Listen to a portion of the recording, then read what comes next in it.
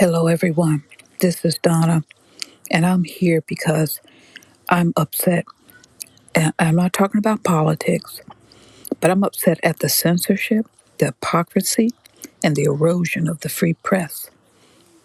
What we have witnessed recently is not just news, it is a warning. It demands our attention because on September 15th, 2025, the Washington Post, which is owned by Jeff Bezos, fired Karen Attiah. I hope I'm saying her last name correctly. Now, she's a longtime columnist, and she was the last black woman who was a full-time opinion writer on the paper.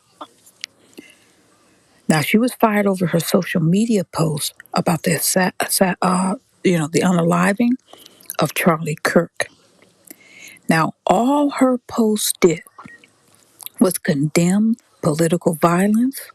She criticized what she called ritual or performative mourning for YT men espousing hate and pointed out the racial double standard.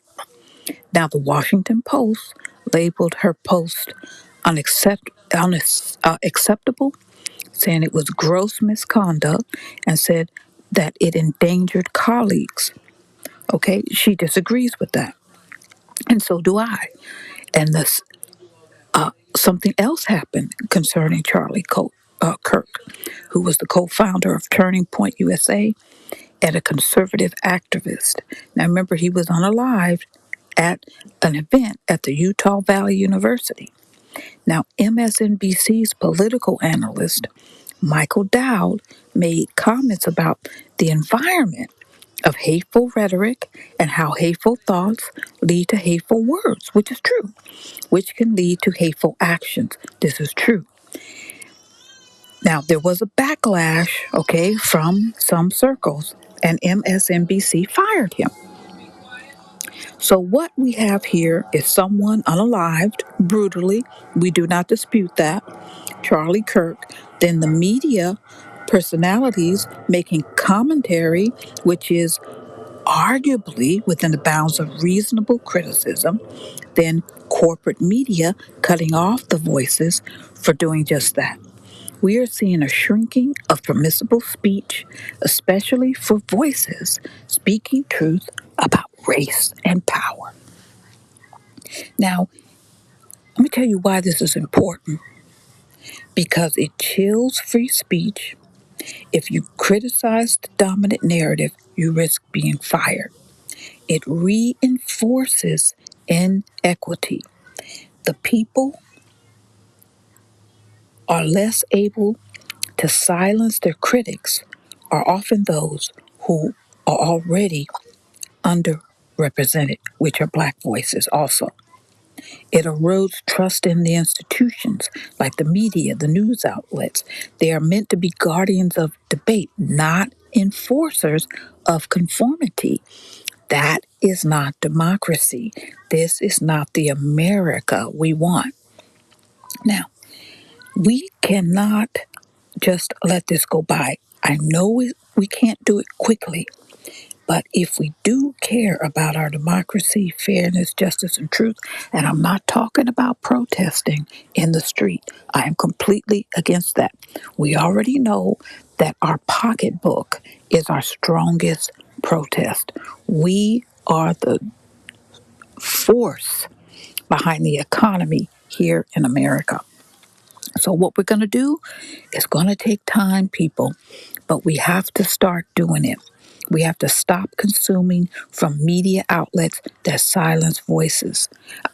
We have to pull back from watching MSNBC. We don't give them our tune-in minutes. Stop being passive. We have to refuse to watch shows that enforce conformity and avoid giving them clicks or ratings. We have to take a stand economically. We have to stop ordering from Amazon, rather the retail site or Prime Video, until they prove they support free speech and stop enabling suppression. Now, this is going to take time. We can't do it all at once, but we can slowly start doing it. We have to choose alternatives, independent bookstores, small online retailers, local businesses. It is the convenience we're paying for. We need to seek out news outlets that platform diverse voices, that allow tough criticisms, that aren't owned or controlled by large companies. We need to subscribe, donate, and share and help build media that tolerates dissent. We need to speak out. We can write to the editors, the CEOs, the networks, and we can tell them this is not acceptable if that's what you feel comfortable to do. I'm using social media because I want to let everyone know that I do not accept what has happened. We need transparency. We need to know exactly why Karen was fired, what standard was violated. We need to know what internal pressures led to MSNBC to fire Michael Dodd. And you know what? We are at a moment of choice. Our path leads to a media landscape where only the safe, the conforming, and the unthreatening is heard. The other leads to a revival of bold, honest journalism that holds truth above comfort. Which one do we need to choose? We can do this without risking our own safety. Now, I choose justice. I choose truth. I choose to lift up voices like Karen's and Matthew's. I voted for VP Harris.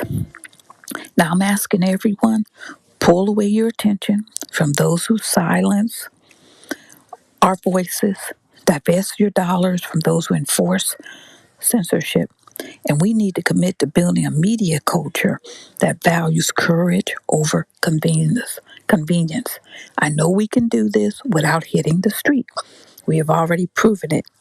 There are plenty of people who have felt the power of all of us. All of us. We need to stand up, and we can do that. I know it will take time. I know we can do it slowly, but we can get it done. Thank you.